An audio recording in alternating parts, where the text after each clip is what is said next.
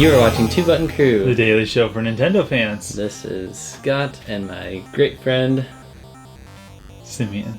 You can introduce yourself. You're such a good friend, Simeon. Well, you're such a good friend. What is this big stack of stuff? Smack.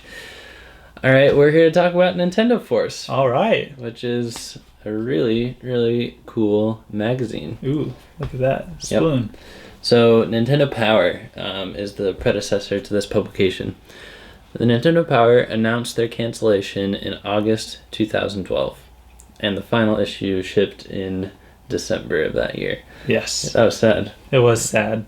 It was a good issue, though. And print medium was slowly dying away as the internet reviews and video reviews on the internet and pretty much everything having to do with the internet took over.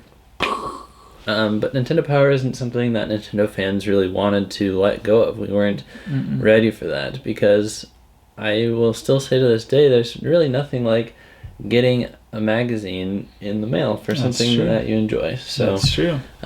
Lucas Thomas took it upon himself. He was going to step in, assemble basically the Avengers of Nintendo fandom, and replace Nintendo Power with Nintendo Force magazine.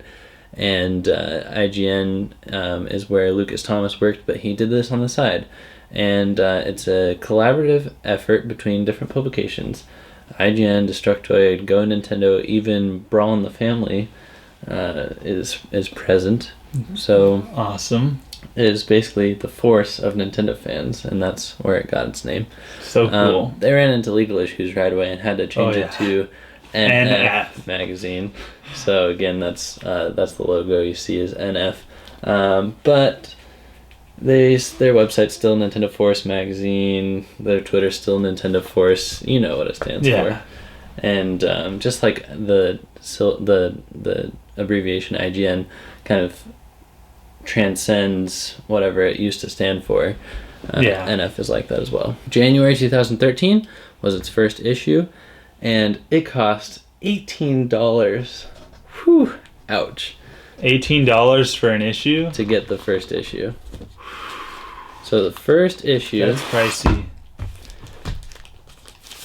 First issue was on demand. It was before they had any kind of subscriptions, and it was printed by the service MacLeod. It had the nicest cover that any of them have ever shipped with. So it's beautiful. And I paid it because I was a sucker and I wanted to get in on this thing right away, and I just wanted to support them. So even though I was paying the cost of an annual Nintendo Power subscription, I went for it. And they quickly sorted things out. They knew that that's not the sweet spot they needed to be on. So further issues were a lot cheaper.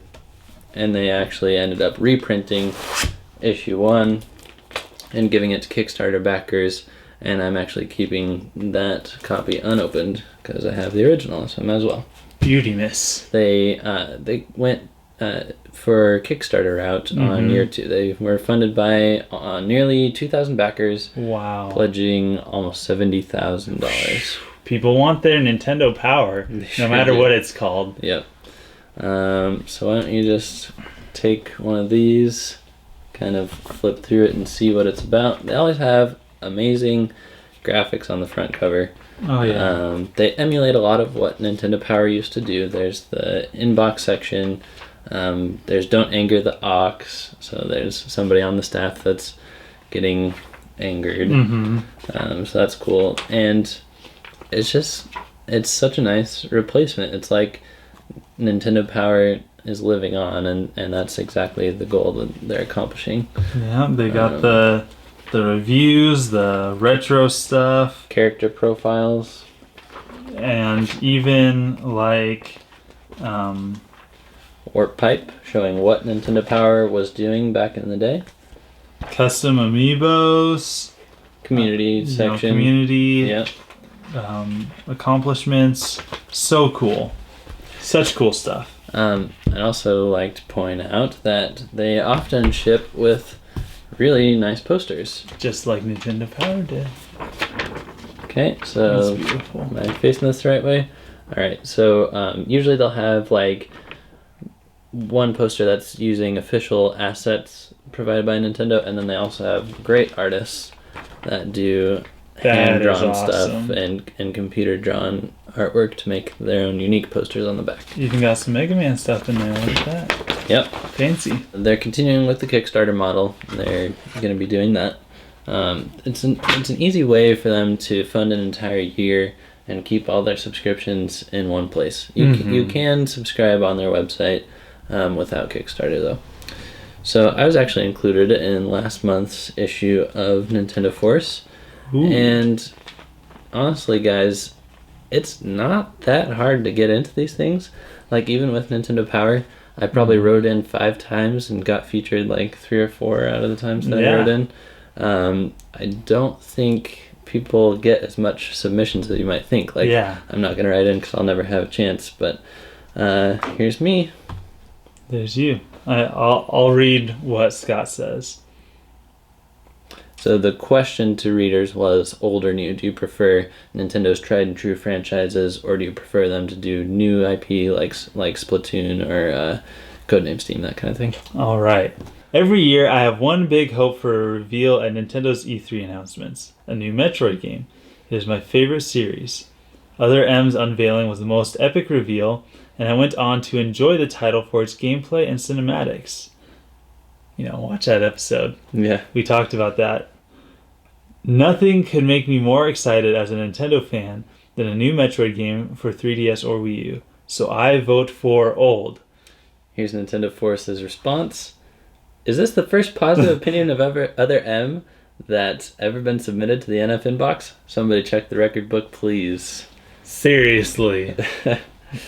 Come on, people. Go play that game. Go love on that game. It is beautiful. And I had something like a 1 in 12 chance of winning a free Nintendo game. Like, people that get published for answering their questions get entered to win a prize.